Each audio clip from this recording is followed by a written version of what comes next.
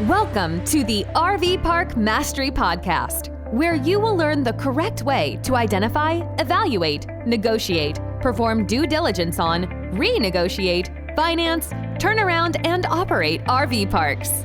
And now, here is your host, the fifth largest owner of RV and mobile home parks in the U.S., Frank Rolfe. If you watch TV right now, things look pretty bleak. We have the highest inflation in 40 years. We just had the fastest increase in interest rates in 40 years. We have massive workforce problems. You have the UAW strike. You have the UPS, almost had a strike there. It's just a complete train wreck when it comes to the U.S. job market. We have the highest crime in history. We're so high right now in crime, I don't think it can even be measured. We've got a huge border problem. People are pouring across the border and no one's doing anything about it. And there's every reason to believe the aggregate of all these things is going to lead us to one of the greatest recessions in U.S. history. This is Frank Rolfe with the RV Park Mastery Podcast. We're going to talk about what happens to RV parks when we in fact have the big recession that everyone is talking about. Let's first talk about the likelihood of the recession. If you look at all the recessions of the past, and how long there was between the recession and the next recession, you'll see it runs kind of like this. It's typically a span of about 6 to 8 years. Well, that's all fine and dandy, but right now, since the last recession we had was 2007, 2008, it's been about 13 years since we've had a recession. And you have to ask yourself, is that because our leaders are that good? Are they just so good at managing the business known as America that we're not going to have recessions ever again? Well, you know the answer to that is clearly no. Not even in the league of great leadership right now. So we certainly will have a recession. There's no doubt about it. The only question you have is when exactly. I recently read the forecasting of 10 of the major economics groups that do most of the economic models for the U.S., and every single one of the 10 predicted a recession by the end of next year. They just had trouble predicting what quarter it would start.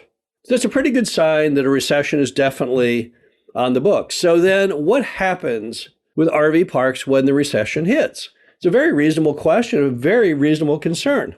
Well, let's just break that down into bite-sized pieces. Now, the first thing you have to know about RVs is that people typically use RVs because they're affordable. You probably have seen the ads on TV right now urging you to go buy an RV. They're only $5 a day. So for $5 a day or $150 a month, you can get a whole lot of different RV options.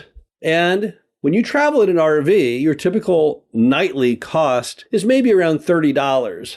But if you stay in a hotel, with the rates that have gone up in hotels post-COVID, you're looking more like about $150 to $200. So the first thing about RVs it's all about price. So if people are going to use RVs and stay in RV parks because it's less expensive than a hotel to travel, then that would mean that a recession would cause people to use RVs more, correct? Makes complete sense. The corollary would be if people had unlimited budgets, if wages were going up skyward, if inflation was zero and we all felt really, really economically secure, you would theoretically maybe have less RV use because everyone would just say, hey, let's just go to the Four Seasons and spend $500 a night. But that's not what recessions are about. So the first reason why RV parks will prosper, even when times are bad, is simply affordability.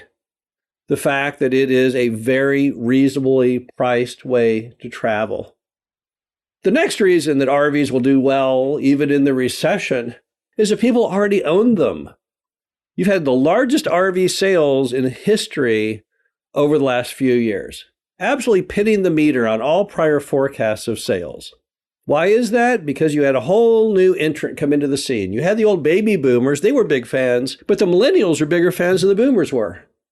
So people have bought a lot of RVs. I live in Missouri. If I go up Interstate 55 from down in my small town in St. Genevieve up to St. Louis, I pass an enormous RV storage place. It's like a mini storage for RVs.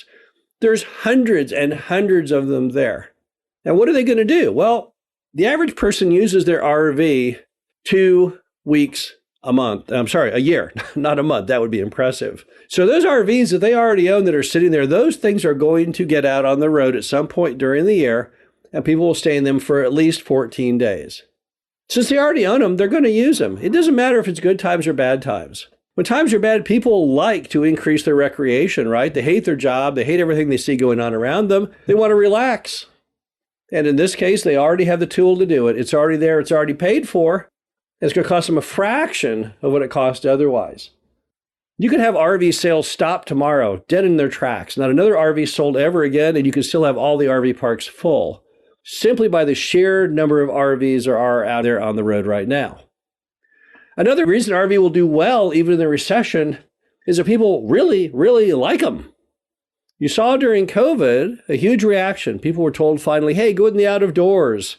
That's a safe place to be. You can't catch COVID when you're outside. So many people started experimenting going outside. And what happened is they actually liked it.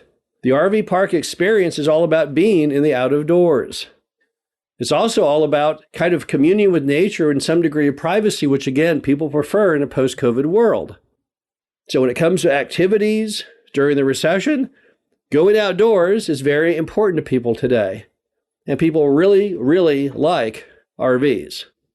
Finally, you have a huge portion of Americans that are using RVs now to live in full time. You see a lot of baby boomers, I know many personally, who sold their home and now they travel America in an RV. They have no home to come back to. They sold the home, they bought the RV with cash, and then they put the rest in the bank. And the interest on what they have in the bank basically pays for them to just be in the great outdoors every day of the year. And what do you think happens when you have a recession? What do people do? Do they go buy a more expensive house? No. They downsize. There's 10,000 baby boomers per day retiring in the U.S. That is a huge number of people. And as they retire, the first thing they do is they look at everything they own and they try and remove things that aren't important to them and cut back on things so that they can afford to live comfortably in their retirement. And the RV fits that model. In fact, when times get rough, when we hit the next recession, you're going to have a whole bunch more baby boomers who are entering retirement who say, you know what? With all the inflation on the cost of the utilities and the insurance and everything else on this house, and how much my house is worth, since home prices have got so much during COVID, I'd be an idiot not to sell it and just live in this RV that I already own, or that RV I saw in the ad that I can go buy. I don't know the percentage of Americans who live in RVs full-time in retirement. No one has that scientific data, but I know it's a lot. I see it. I feel it. We see it in our own RV parks. It's a definite growing trend. And as the recession hits and things get even worse, I think you'll see that trend even grow more. And don't forget all of those millennials who also love RVs, who are now suddenly able to work from afar. They don't have to go into the office. So where are they going to go? Well, many of them are going to follow the same path as the boomers. Live in that RV full time, out in the RV park, out where it's nice weather, nice scenery, great outdoors. And then they just commute from their laptop to the office and never go in. Again, I think you'll see a whole lot more of that growing into the future. The bottom line to it all is that the RV park industry is incredibly well positioned for both good times and bad. There are few forms of real estate that are truly contrarian. Office isn't, retail isn't, lodging isn't, self-storage isn't, but RV parks are. And RV parks have stood the test of time now for almost a century and always done well. You'll not find any mention at all of a great RV park crisis. There's never been one. They always do well, even in bad times. This is Frank Rolfe, the RV Park Mastery Podcast. Hope you enjoyed this. Talk to you again soon. Thank you for listening to the RV Park Mastery Podcast. Be sure to visit us at www.rvparkmastery.com, where you can learn the correct way to identify, evaluate, negotiate, perform due diligence on, renegotiate, finance, turn around, and operate in RV parks.